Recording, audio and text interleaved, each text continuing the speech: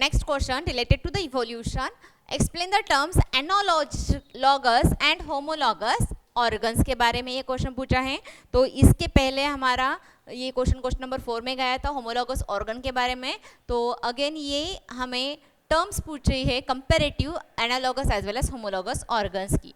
तो पहले देख लेते हैं एनालॉगस ऑर्गन्स कौन से हैं और उसके बाद होमोलॉगस ऑर्गन. तो पहले इन दोनों की टर्म्स हम देख लेते हैं.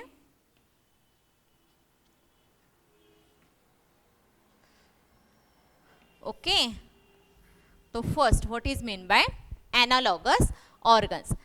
Different in origin but similar in function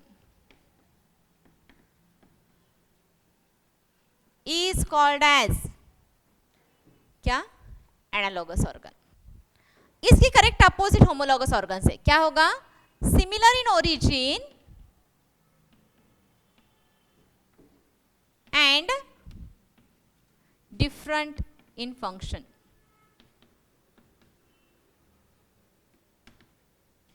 called as homologous organ. एक कौन सा भी आपको ध्यान में रखना है तो दूसरे की डेफिनेशन उसके करेक्ट अपोजिट है. तो एनालॉगस ऑर्गन्स ओरिजिन्स के हिसाब से ये अलग है लेकिन उनका फंक्शन सेम है. ये सिमिलर इन ओरिजिन है लेकिन इनका फंक्शन अलग है. ओके, तो इनके एग्जांपल्स हमें देने हैं यहाँ. What are the examples? तो विंग्स ऑफ बर्ड्स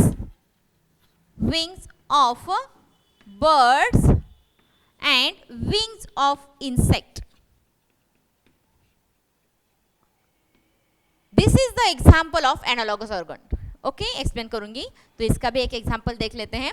तो अभी हमने इसके पहले जो भी एग्जाम्पल्स देखे थे, फॉर एग्जाम्पल हमारे बॉडी में ह्यूमन के 4 लिम्स, ह्यूमन 4 लिम्स और हैंड भी बोल सकते हो आप इसे, hands and birds wings. Okay, दूसरा एग्जाम्पल इसके पहले हमारे क्वेश्चन में जो गया था, for example teeth, human teeth and elephant tusk. Okay, example. तो यहां बर्ड्स के विंग्स आपने देखे होंगे. यस. इंसेक्ट के विंग्स भी आपने देखे होंगे. यस. इंसेक्ट में कौन सा इंसेक्ट? ओके, हाउस फ्लाई ये इंसेक्ट है. यस. लेडी बग ये इंसेक्ट है. बटरफ्लाई ये भी एक टाइप का इंसेक्ट है. ओके, हनी बीज ये भी इंसेक्ट है. तो आपने बर्ड्स के विंग्स और इंसेक्ट के विंग्स अगर आपने अच्छी तरह से देखे हैं तो उसका कंपैरिजन एक बार अपने आईज के सामने लाइए. ओके, तो बर्ड्स के विंग्स ये अलग ओरिजिन के हैं और इंसेक्ट के विंग्स अलग ओरिजिन के हैं. लेकिन दोनों में भी, इंसेक्ट और बर्ड में दोनों में विंग्स का फंक्शन क्या है? Yes, flying. क्या है function? Flying. Means similar in function but different in origin. इन दोनों में फंक्शन सेम है.